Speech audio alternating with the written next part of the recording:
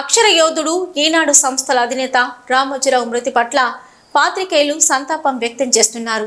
పాత్రికేయ రంగంలో రామోజీరావు చేసిన కృషిని కొనియాడుతున్నారు. సిద్దిపేట జిల్లా హుస్నాబాద్ అంబేద్కర్ చౌరస్తాలో రామోజీరావు మృతి పట్ల తీవ్ర సంతాపం వ్యక్తం చేస్తూ Husnabad division press club, TUWJ, IJU అనుబంధ ఆధ్వర్యంలో పాత్రికేయులు ఆయన చిత్రపటానికి పూలమాలలు వేసి ఘన నివాళులర్పించారు.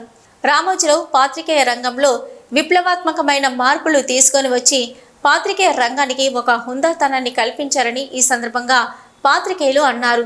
వివిధ సంస్థలు స్థాపించి ఉపాధి అవకాశాలు కల్పించి కోటి మంది జీవితాల్లో వెలుగులు నింపారని గుర్తు చేశారు. రామోజీ ఫిలిం సిటీని నిర్మించి తెలుగు జాతి కీర్తిని ప్రపంచ దేశాలకు చాటి చెప్పారన్నారు. పాత్రికేయ రంగానికి ఆయన లేని లోటు తీర్చలేనిదని దిగ్భ్రాంతి వ్యక్తం చేశారు.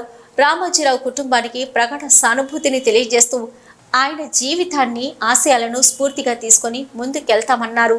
ఈ కార్యక్రమంలో IJU జిల్లా మాజీ ప్రధాన కార్యదర్శి నన్ని అజయ్, ప్రెస్ క్లబ్ అధ్యక్షుడు పెట్టల తిరుపతి, కార్యదర్శి చల్లారాజు, పాత్రికేయులు జేఏసీ నాయకుడు కవ్వ లక్ష్మారెడ్డి, కాంగ్రెస్ పార్టీ నాయకుడు అక్కు శ్రీనివాస్ పాల్గొన్నారు. అధినేత రామోజీరావు అకాల మరణం మన తెలుగు రాష్ట్రాలకు తీరని లోటు, మన పత్రికా రంగానికి కూడా తీరని లోటు.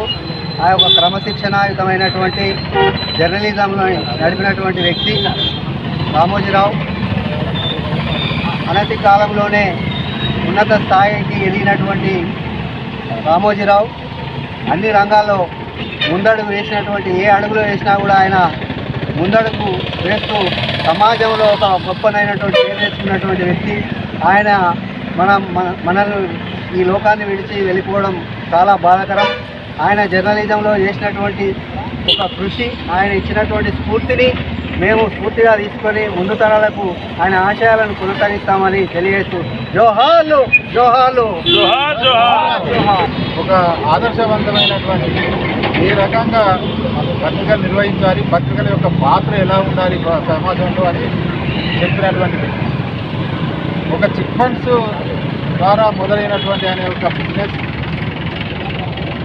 ఒక్కొక్క మెట్లు ఎక్కుతూ శిఖరాగ్రంలో పోయి ప్రతి రంగంలో కూడా ఆయన సృష్టించని ఒక రంగం లేదు.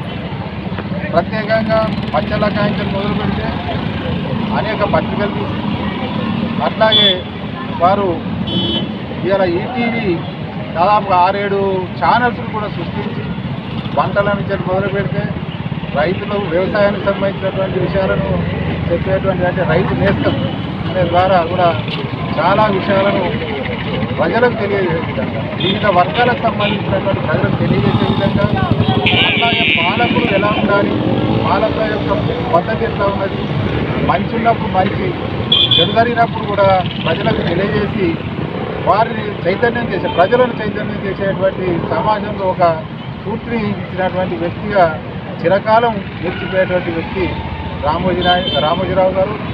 రోజున చెరుకురి రామోజీరావు గారు మరణం తీవ్రంగా దిగ్భ్రాంతికి గురి చేసింది.